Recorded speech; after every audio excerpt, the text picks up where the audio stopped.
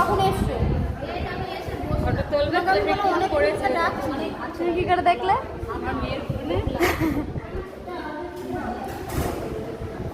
না না, এটা ভালো হচ্ছে।